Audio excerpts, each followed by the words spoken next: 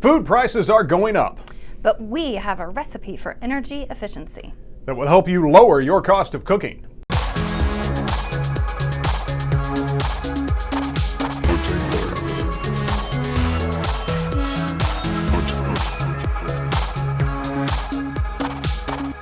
Hello and welcome to Season 2, Episode 13 of the award-winning HUTV Huntsville Utilities Television.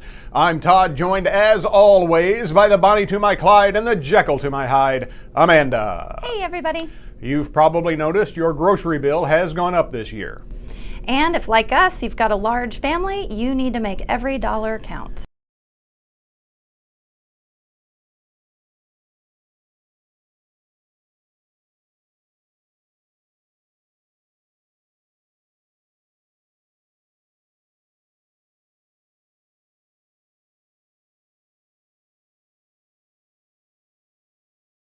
And in just a moment, we're going to show you how to make cooking that food more energy efficient. But first, we want to remind you that HUTV would not be possible without the support of our sponsors.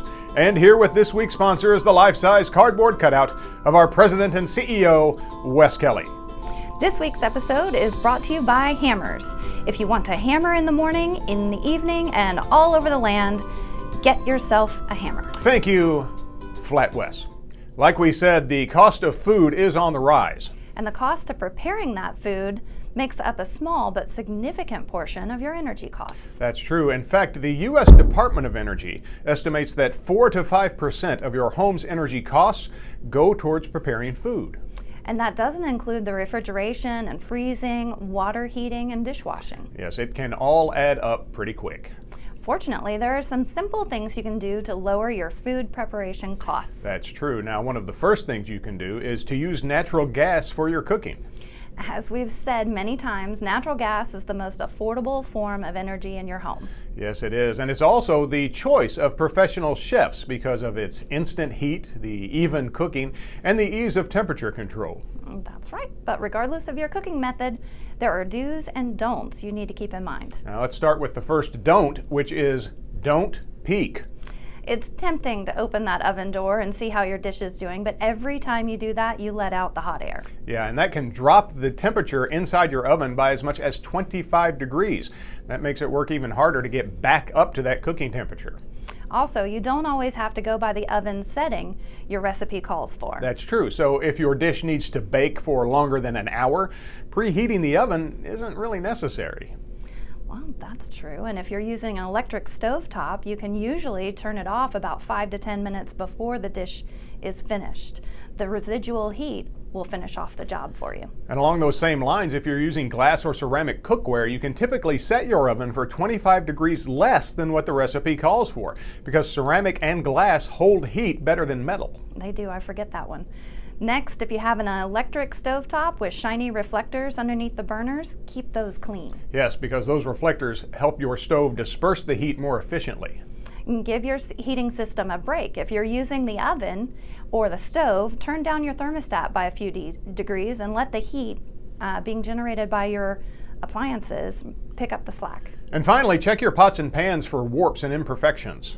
If they wobble when you put them on the stove, they're not making good contact, and that means you're losing some heat. And that's especially important with electric stovetops, which rely on contact to distribute heat. That is so true. And for more information about these tips, check out the page on energy.gov website. And now it's time for The Week in Utilities. Every now and then a news story comes along about a person who receives a utility bill for tens or even hundreds of thousands of dollars. Usually it's just a computer error or a technical glitch. And that's what we thought when we first saw this story out of Hawaii. Yeah, a couple on Oahu got a utility bill for $18,000, and $17,900 of it was for streetlights. But here's the catch.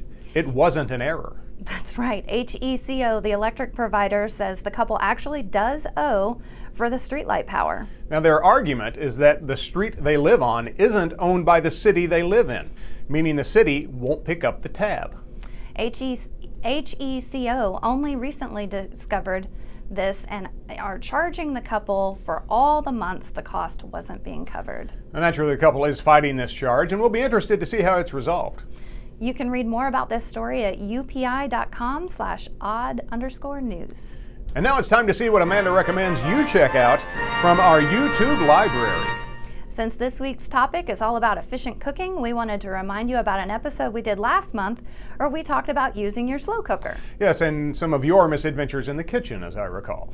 Yes, well, January was National Slow Cooker Month, and if you head over to our YouTube channel, you'll find that and other episodes that explain energy benefits of using your slow cooker. Yes, we used ours to make taco soup for the Super Bowl the other day. I love mine, so go check out that video and all the great content on our channel. And before we go, we want to remind you that all guests on HUTV receive a copy of the HUTV home game. It's handy for mom, dandy for dad, and fun for kids of all ages. Rinses clean in any dishwasher and stores flat in any drawer. The HUTV home game. That's our show for this week, but don't worry, we'll be back soon with another episode.